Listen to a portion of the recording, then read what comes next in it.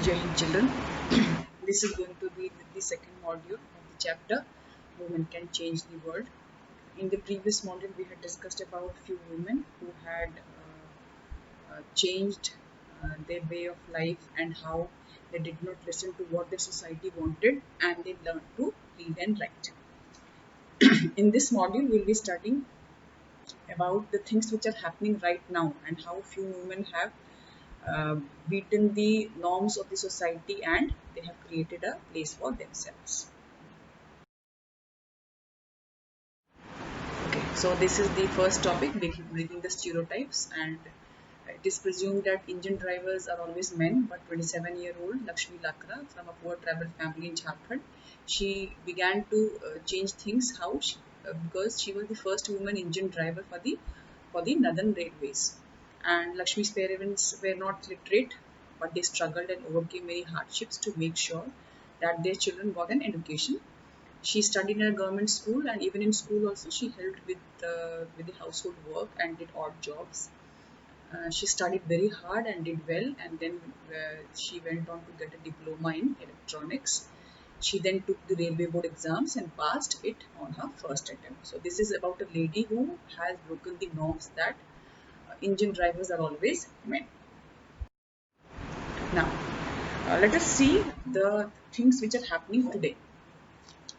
Today we know that both boys and the girls they go to school in large numbers. Still, there is a difference between the education of the boys and the girls.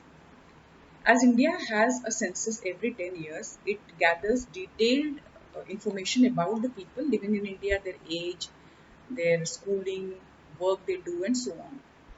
And if we measure, if we see, we will find that the number of literate people and the ratio between the men and the women has gradually changed over the years.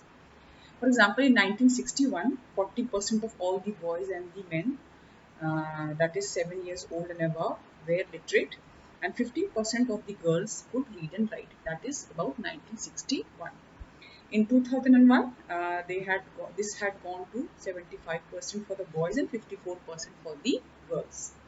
And if the latest information I'll be telling you in 2019, the overall literacy rate is in rural India is 64.7%.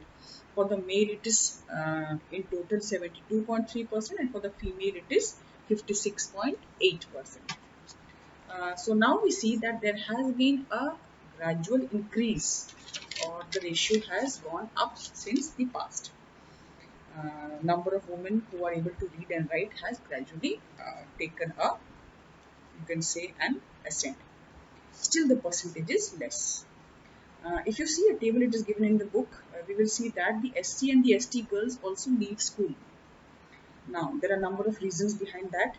If we take the census in 2001, we will see that uh, the Muslim girls are less likely to complete primary schools, and as they stay in the school for around 3 years, uh, compared to other people or other girls from different communities who spend around 4 years in the school.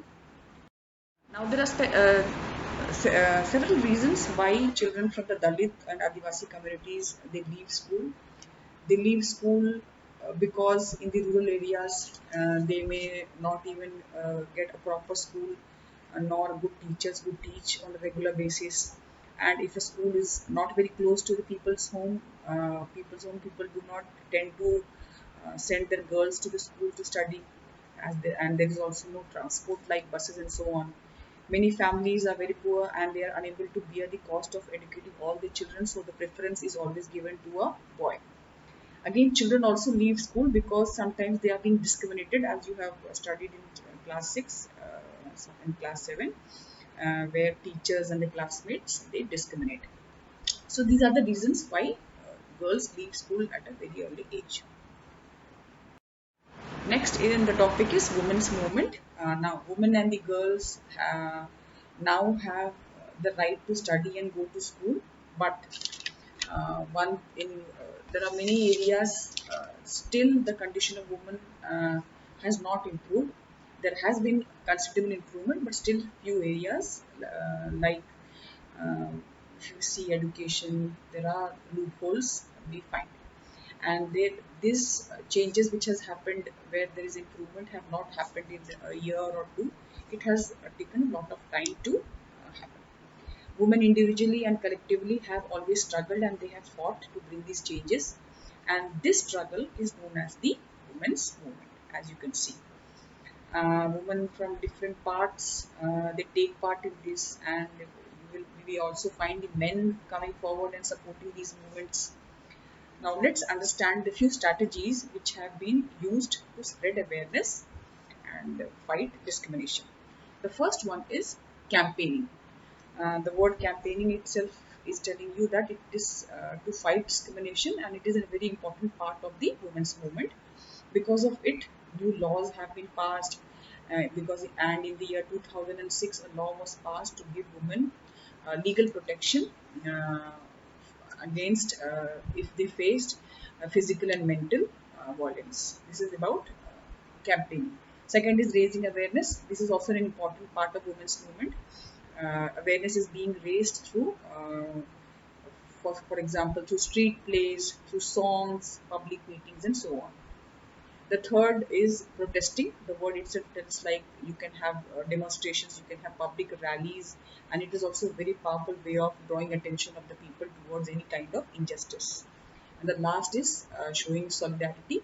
The word solidarity means support, giving support, and this also, the women's movement is also about showing solidarity with other women, and thus people's attention is being drawn. So this is all in the chapter. We will be discussing the doubts in the life class. And thank you.